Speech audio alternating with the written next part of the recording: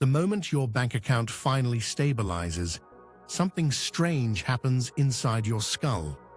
A cluster of neurons that evolved to keep you alive in the wilderness fires up, not with relief, not with gratitude, but with the same low-grade alarm it uses when it spots a predator. Your brain doesn't trust money that lasts, and the reason why will change how you see every financial decision you've ever made. To understand this, you have to go back roughly 200,000 years. Your ancestors never experienced financial stability, ever. Resources arrived in bursts, a successful hunt, a fruit tree in season, and then vanished. The brain that survived was not the brain that relaxed when food showed up. It was the brain that immediately asked, how long will this last, and what threatens it? That brain is still running inside you right now. Neuroscientists call the core mechanism the salience network, a set of structures, including the amygdala and the anterior insula, that constantly scan your environment for things that don't fit the pattern. And here is the uncomfortable truth. Sustained abundance doesn't fit the pattern. It never did. So your brain flags it. Stability, to a 200,000-year-old threat detector, looks almost exactly like a lull before disaster. This is why lottery winners report anxiety within months of their windfall. It's why people who receive a large inheritance quietly begin making decisions that erode it. It's not stupidity. It's not moral failure. The nervous system is doing precisely what it was designed to do. It is trying to escape a state it cannot classify as safe. Stillness, in the ancient ledger, is dangerous. Movement is survival. There is a name for the specific feeling your brain manufactures here. Researchers sometimes call it wealth anxiety, but the better clinical description sits inside something called intolerance of uncertainty. When the future becomes unclear, even pleasantly unclear, the brain does not default to optimism. It defaults to threat modeling. And a large, stable bank balance is one of the most uncertain objects a human mind can contemplate, because it represents a future that hasn't been earned yet, moment by moment, day by day. Here is where it gets even more specific.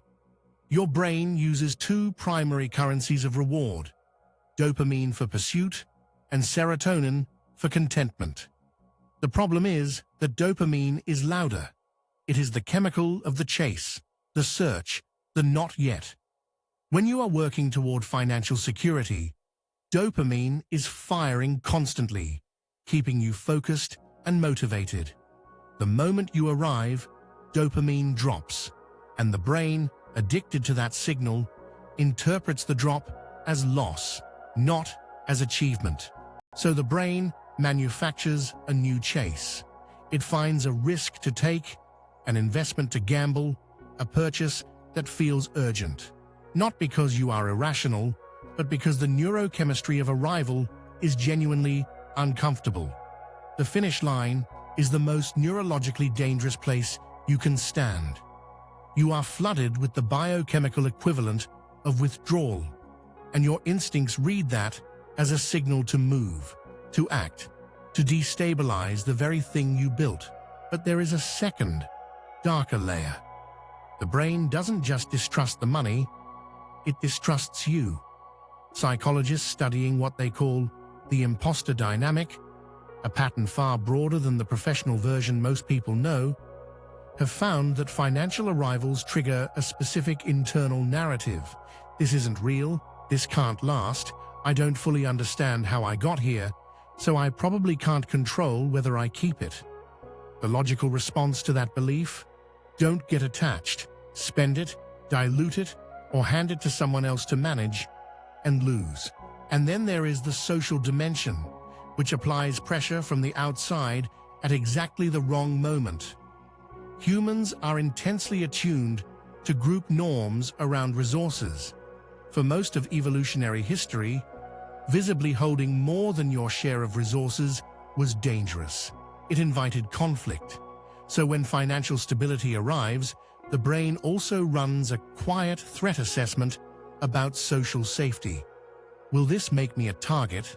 Will I lose my group? Studies show that people often self-sabotage financially right at the moment their net worth begins to visibly exceed their immediate social circle. So you have three separate mechanisms firing simultaneously the moment money stabilizes. The ancient survival brain, flagging stillness as danger.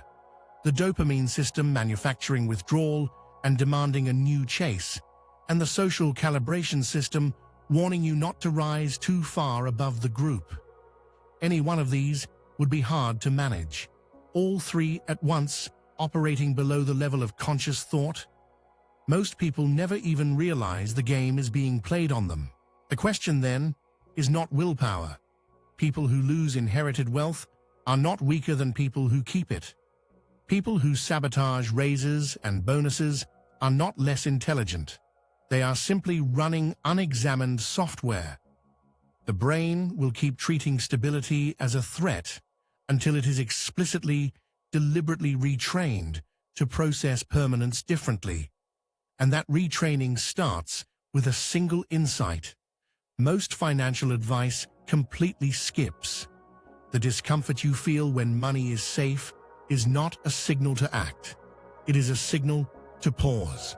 Researchers working at the intersection of behavioral economics and neuroscience have found that the most financially stable people across long-time horizons share one trait that has almost nothing to do with intelligence or income.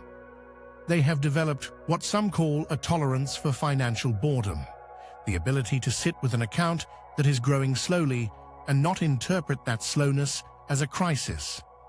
They have, through practice or circumstance, taught the threat detection system to recognize quiet compounding not as a lull before danger, but as the signal that everything is working. Your brain physically cannot let you trust money that lasts. Not automatically, not without intervention. Because it was never built to encounter money that lasts. It was built to sprint, to grab, to burn through, and to prepare for the next scarcity.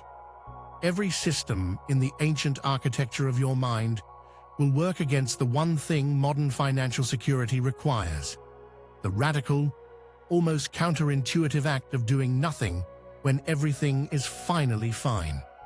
The predator your brain is waiting for, in that moment, is not coming. The danger it is detecting is the safety itself.